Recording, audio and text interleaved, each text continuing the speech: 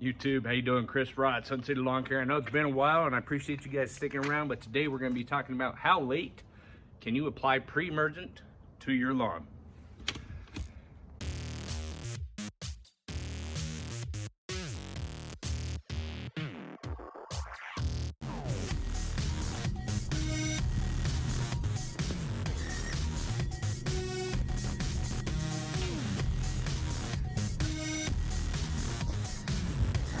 Let's see what we got. Oh, shit, barely anything.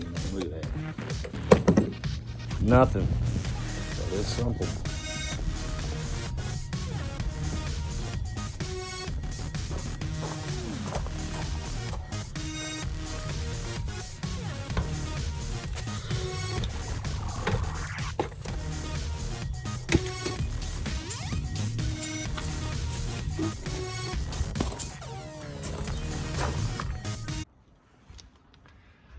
All right, guys, so today we're simply talking about pre-emergent applications and how late in the season can you apply pre-emergent. Well, it all depends on where you guys live, okay? So if you decide to go down the pre-emergent application, just know where you live. The zones kind of help, primarily the 3 zones: south, transition, up north. It's going to be a huge determining factor on when you can apply this, because I guarantee you right now, everybody up north, transition zone, has already done their fall pre-emergent application. However, here in the south, as you guys can tell, we've got a warmer winter this year. And so I did an overseeding process in my backyard. As you guys can tell, I've got some gorgeous perennial ryegrass growing, and I did that September 17th or September 19th.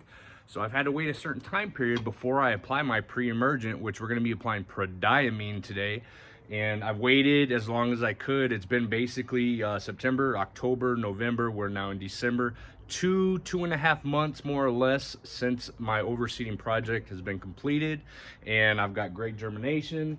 And it's time to get my pre-emergent in, and I'm doing it, which is the key aspect of this, is doing it before your first frost or your hard frost or your first snowfall. Like I said, everybody up north, they've already got this product down, but here in the south, Bermuda lawn, hybrid Bermuda lawn, overseeded, waited 60 days, 2.5 months before my pre-emergent application. This is how late you can do it down here in the south.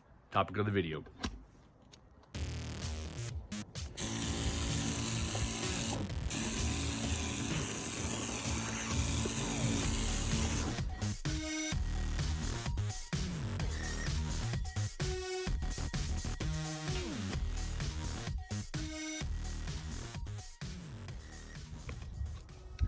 All right, guys, so that wraps up today's video. Again, when can you apply pre-emergent, or how late in the season can you apply pre-emergent?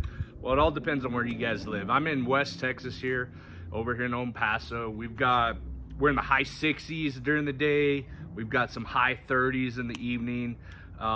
We don't got any precipitation right now, no snowfall. We typically don't, if we're lucky, we'll see snow in the winter, but we primarily see it early February. So I got some time. The most important part about, now I'm going to talk about the pre-emergent, the actual prodiamine product, okay? And there's different kinds of pre-emergent. You know, prodiamine is one that me and my company, we use. There's Barricade, which is the generic of prodiamine. You've got dithiopyr out there as well. So, you know, you got a couple options, all right? You just want to make sure you utilize one that suits your needs, okay?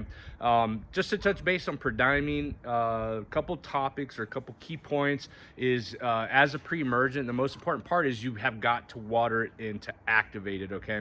Now you got 2 options when it comes to that. You can go ahead and water it in after you spray your lawn and your rocks, which is something I did new this year, and this is primarily for my El Paso homeowners out there that are trying to protect their rock bed areas from all the weeds we get during our monsoon season, okay, is to water the product in, okay? And you need a good 1/2 inch of water to get this pre-emergent or prodiamine or dithiopyr down into the top 1 to 2 inches of soil system, okay? That's where it resides, and that's where it does its job in preventing weeds that have already germinated from germinating either further, or weed seedlings from germinating, I should say.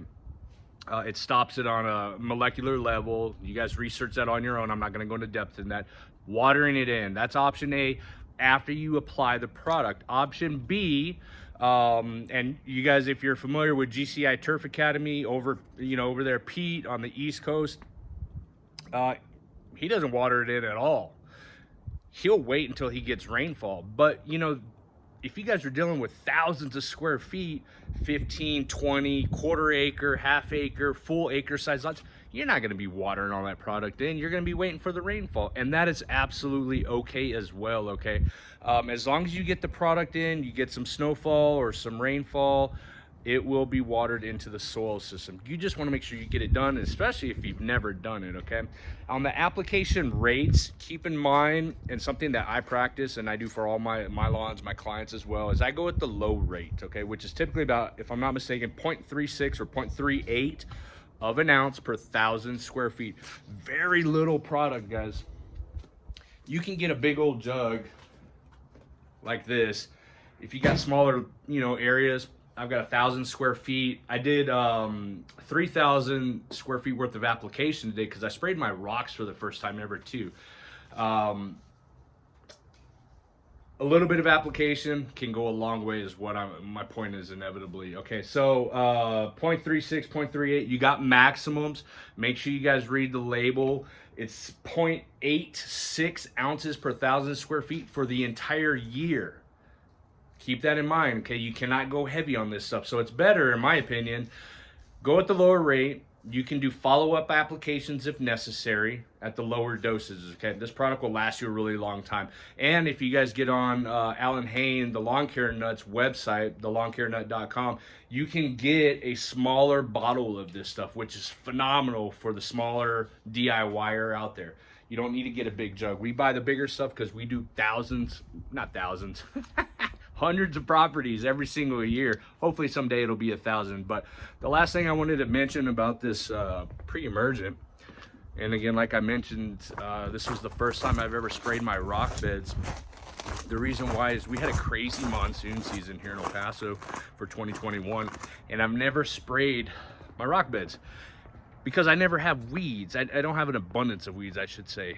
But this past year, we had a good amount of weeds throughout the rock bed and along the rock edges. So we're gonna go ahead and we got the product in. I'm gonna hose it down a little bit, which is really odd because you don't see people watering the rocks normally. And I went ahead and did my curbside there. I did not do my jacked up tall fescue test plot because I'm gonna be reseeding it this spring. I'm gonna put some Bermuda, hopefully transitioning this whole rock bed into Bermuda. And I did not spray my garden area. The reason why is because I've got plans to put some more garden beds. As you guys can see, I got my brassicas and my garlic and onions growing here. I plan on transitioning this whole area to a full-blown garden area. So I did not apply pre-emergent there because if I excavate, I don't want any chance of any of the new seedlings, because I grow everything from seed, risk not germinating in the spring of 2022 or fall, whenever. Outside of that, that's it, guys. It's really simple. How late can you apply pre-emergent? As late as your weather permits you in your area, okay? Outside of that, make sure you water it in, get your irrigation going. If you guys have any questions, as always, don't forget to subscribe to the channel. Give me some comments and a thumbs up. I'll be in touch.